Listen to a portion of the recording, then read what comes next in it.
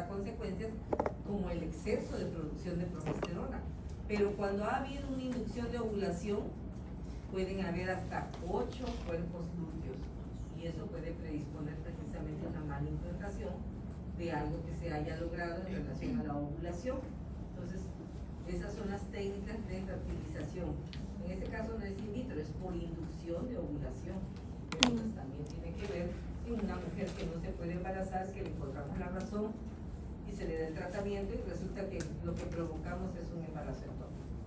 Y están asociados a lo de, pues, que les decía yo, salpingoclasia. Aquí en este caso anteriormente los muchachos, los residentes, tenían la idea, hasta que nos dimos, quién sabe, alguien les dijo, y el caso es que hacían la salpingo y sellaban, quedaban los dos cabitos de la trompa, de este lado y de este otro lado, y agarraban su electrocauterio y eso, la energía bipolar hace que los tejidos se reactiven, se reaviven. Para ellos era como cicatrizarlos y evitar que no vaya a haber unión de un cabito con otro cabito. Y resultaba que no, mejoraba. Entonces, nada más como 2 casos vimos así, y de repente yo los vi y les digo, ¿por qué hacen eso? Y ya, bueno, alguien les dijo, eso es bueno, ¿no? Y no, resulta que eso hace que se reactiven. Y decimos, para que el agujerito propio de una tuba, de un conducto tubario, se junte con el otro, pues es algo ya como divino, ¿no? Algo como que está en la mano de Dios ahí diciendo, tú te vas a embarazar otra vez, se embarazan. En ocasiones es un embarazo ectópico, pero en otras ocasiones es un embarazo normal que llega con su ¿qué? Con su evolución adecuadamente para terminar un embarazo, para hacer un embarazo de término. El dispositivo es un riesgo también, 1 por 50 casos, generalmente el dispositivo. ¿El dispositivo por qué? No es malo el dispositivo, no es malo el dispositivo, ¿no? ¿No? ¿Quién es malo? ¿El material? ¿No? ¿El material? Eso es porque sea... La que lo lleva. Ah. ¿Por qué? Ahora díganme por qué. Especulen por ahí. ¿Qué dijiste? ¿Por qué? Es que escuché que dijiste estilo de vida. Se le mueve. Es una mujer libertina, pues, en relación a lo sexual. Puede darle, como decimos aquí, ¿cómo decimos? Rienda suelta. Y entonces, ¿qué provoca? Pues procesos infecciosos, muy continuos, muy severos, Que se o te sea, afecta una el hígado. enfermedad inflamatoria pélvica. Y las riendas del dispositivo que quedan a través del orificio son prácticamente como la escalerita de cualquier microorganismo para llegar al cervix, para llegar hasta la matriz y todavía llegar hasta las trompas uterinas. ¿Okay? Esa es la razón del dispositivo, no porque sea capaz el dispositivo de provocar un embarazo ectópico. Es por esa razón, de la forma de que no le dijeron a la paciente cómo podía prevenir problemas mayores. El mismo marido, aunque no tenga libertinaje sexual, el mismo marido no tiene tiene un libertinaje sexual fuera de la casa.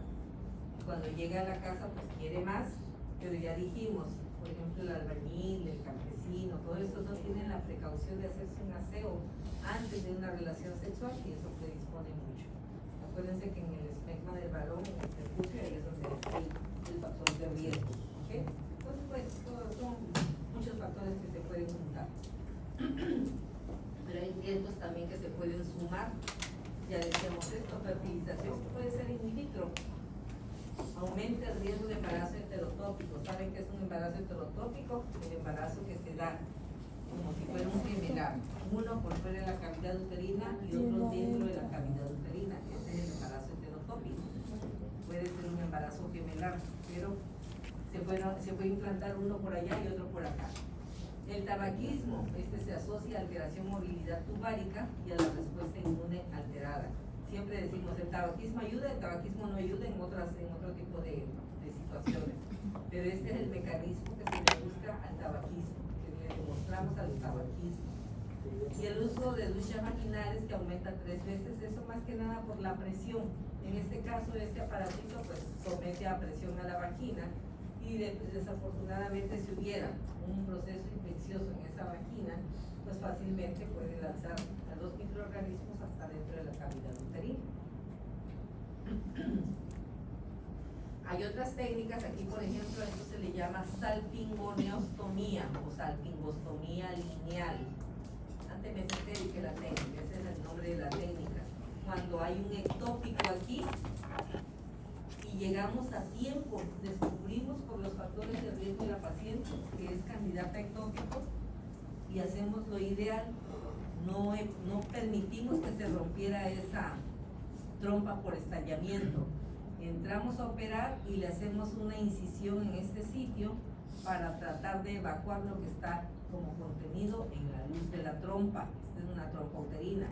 A eso se le llama salpingostomía lineal antemesentérica porque está adelante del mesenterio de este mesodermo, de este ligamento ancho.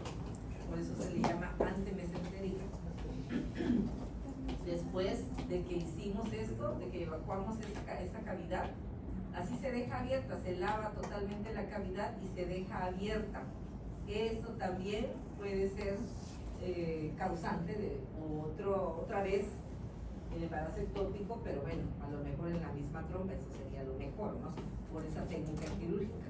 Pero es una forma de tratamiento conservador desde el punto de vista quirúrgico de este embarazo ectópico en la trompa uterina. Salpingostomía lineal antemesentérica. Estos son los sitios, otra vez la figurita, donde pueden estar implantados en el cervix, en la trompa, en la fibria, y cuando esta fibria expulsa porque no sostuvo el peso de ese embrión que se estaba formando, se resbala y se provoca un aborto tubario, así se llama. Aborto tubario que cae en cualquier parte del universo del abdomen y la mayoría de las veces lo hace sobre el ovario. Y al implantarse nuevamente ese tejido trofoblástico aquí sobre el ovario, pues llega a ser un embarazo abdominal. En este caso siempre lo consideramos como un embarazo secundario a un aborto tubario. Este es ¿este qué es? Ísmico. ¿Y este? Ampular. ¿Okay?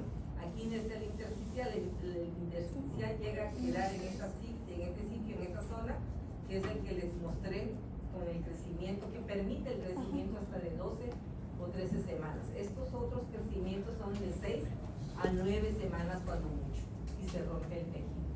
¿Okay?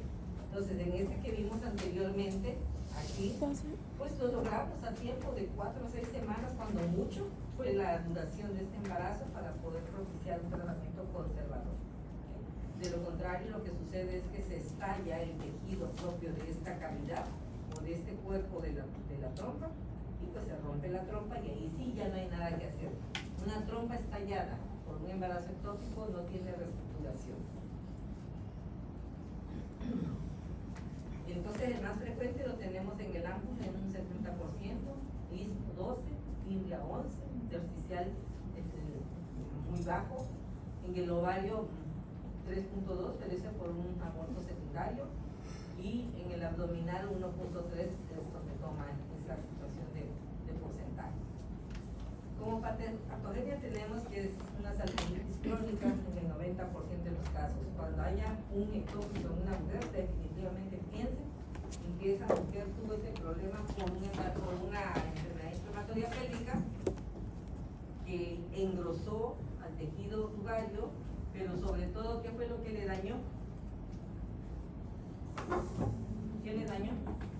La inflamó a la trompa, la inflamó, parecía un chorizón. ¿Pero qué le dañó? ¿La pared externa? No. ¿Qué le llama? La luz tubaria es la que daña la mucosa de esta trompa. Por esa razón, cuando tenemos un ectópico, que pensamos en una enfermedad inflamatoria pélvica, decimos, hay que revisar la otra trompa en el momento del acto quirúrgico.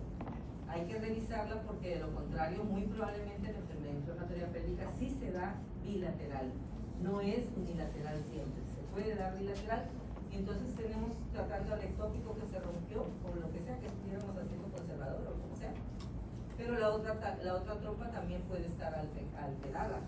Entonces, idealmente, desafortunadamente, si llega roto, no hay opción de tomar esa precaución de revisar. Ahora, si es un tratamiento conservador, que llegamos antes que se rompiera, podemos revisar la otra trompa buscándole la canalización. Generalmente lo hacemos con un catéter peridural. Lo introducimos por la finca y vamos viendo el seguimiento, el trayecto del catéter. Un peridural son los que usan los anestesiólogos para los bloqueos peridurales. Entonces vamos siguiendo el trayecto visualmente, vamos infiltrando agua y vemos si está permeable la otra trompa. De lo contrario, en esta mujer que tuvo un ectópico que quiere seguir teniendo hijos, después de que haya cicatrizado muy bien el antecedente, el hecho de una cirugía, tenemos que hacer un estudio radiológico que se llama histerosalpingografía. Muy doloroso, muy comprometedor, pero pues solamente es la forma como podemos saber si la trompa contralateral está conservada o también está inflamada o ¿qué? Tapada, obstruida. ¿Sí? Es lo que tenemos que buscar, la luz de la trompa contralateral. La salpingitis nodosa ísmica, el 10% es manifestada por infiltración de mucosa tubaria en el miosalping, es bilateral, la infección ísmica. Esta salpingitis nodosa es precisamente nodosa ísmica, a ese nivel hace como entorchamientos ahí en la trompa y eso es lo que predispone a un embarazo ectópico. Pero también es por una enfermedad inflamatoria. En cuanto a la evolución, vamos a encontrar que hay rotura tubárica en un 20%. Esto es cómo lo vamos a identificar por el cuadro clínico que presenta la paciente, dolor, y vamos a comprobar que hay sangrado suelto ahí, libre, en cavidad abdominal. Pero al principio podemos ver la distensión de la trompa con hemorragia y organización en masa heterogénea. En ocasiones podemos tener un aborto o un embarazo ectópico crónico, le llamamos, que se rompe tantito, no da lugar a que se rompa la arteria, que haya un sangrado profuso. Se rompe tantito y el mismo coágulo de donde está sangrando hace compacta ese orificio y no permite que haya mucho sangrado. La falla del embarazo con resolución también es una evolución. Por ejemplo, en este caso ya resolvimos el embarazo, ya la operamos, pero puede haber una infección, puede haber que se haya soltado el punto que dimos, sobre todo para evitar el sangrado, y entonces falla lo que es la resolución que le habíamos dado, el tratamiento inicial que le habíamos dado, falla, puede haber una manifestación mayor. Pues, afortunadamente, yo nunca he visto nada de eso, pero ahí está anotado. Y el aborto tubario, pues esto ya dijimos en relación a la evolución del embarazo tubario, que puede dar un embarazo abdominal. Por su evolución puede ser subclínico, agudo y crónico. O esto puede suceder también, reabsorción del embrión, porque el embrión también falló, el embrión no siguió la sobrevida, no tuvo sobrevida, hay muerte, hay pérdida de la vitalidad y se empieza a reabsorber. Esa es una parte de la evolución de un embarazo ectópico. O sea, la mujer sabe que tuvo una prueba de embarazo positiva, le dijeron en el ultrasonido que sí había un ectópico por ahí, está inicial, algo pocas veces visto, está iniciando apenas y de repente se queda sin vitalidad ese tejido, lo único que hace es reabsorberse. Pero generalmente es subclínico, identificado antes de romperse en pacientes de riesgo alto, que esto es riesgo alto, que es la mujer que ha buscado embarazo que no lo logra y llega de repente con 7 años de búsqueda del embarazo y dice que no tengo, mi menstruación no me ha llegado y me hice una prueba casera y está positivo. Córrele a hacer el trato de qué? De evitar que se llegue a romper un embarazo ectópico, o sea, en este caso es subclínico. No les dio más que la evidencia de que la prueba estaba positiva para pensar en un embarazo, únicamente. El agudo es cuando se rompe y la gonadotropina, pues obviamente está alta. Y el crónico es lo que les decía, un crecimiento lento y organizado en un hematoma en la trompa. La gonadotropina está levemente elevada y se va a romper si no lo limitamos, pero ya no va a ser tan masivo el cuadro. ¿Okay? Esa es la evolución. Las manifestaciones clínicas: retraso menstrual, 6 a 8 semanas, dolor pélvico, generalmente es de un solo lado, a diferencia de una enfermedad inflamatoria pélvica aguda, que esa va a ser generalmente de los dos lados, o ilíaca derecha y izquierda. Cuando ya se establece el embarazo como tal y ha crecido, empieza a dar dolor, pero de un solo lado, haciéndolo agudo o crónico el dolor. ¿Crónico en el qué tiempo, por ejemplo? De 6 a 8 semanas. O sea, en las 9 semanas ya se rompe. La hemorragia transvaginal puede ser escasa cuando ya hay lesión en el tejido tubario y hay una hemorragia intraperitoneal de magnitud variable hasta llegar a un estado de choque hipovolémico. Y así decimos cuando hablamos de un choque hipovolémico, nos vamos allá por la clasificación del Colegio Americano de Cirugía, y lo vamos a graduar en 1, en 2, en 3 y en 4, dependiendo de las pérdidas que vayamos teniendo, dependiendo de la ¿cómo se llama? De la suma de los datos clínicos que vayamos obteniendo, es como vamos a decir en qué grado establecimos lo que es la pérdida sanguínea de esta mujer. Pero hasta allá llega, hasta chocarse por el sangrado que nos puede dar un abdomen agudo y un estado de choque. La TA, cuando tenemos hipovolemia, la vamos a encontrar menor en la sistólica de 90 milímetros de mercurio. La frecuencia cardíaca la vamos a encontrar elevada, allá más allá de 90 latidos por minuto, y ya hay palidez de piel, y ya la mucosa puede ser inclusive reseca. La frecuencia respiratoria va a estar elevada hasta más de 22 respiraciones por minuto. ¿Qué es omalgia? Omalgia es el dolor que vamos a encontrar. Tenemos a nuestra paciente acostada ahí en decúbito supino, como quiera, o de decúbito dorsal, y lo que hace la sangre es, estando acá en la pelvis, la retención de sangre o el acúmulo de sangre, al estar acostada se resbala por todo el abdomen y va a irritar ¿a quién? Al diafragma. Cuando irrita el diafragma, el dolor se viene hasta los hombros. La irritación llega de forma indirecta hasta los hombros, en el reflejo, en el efecto reflejo. A eso se le llama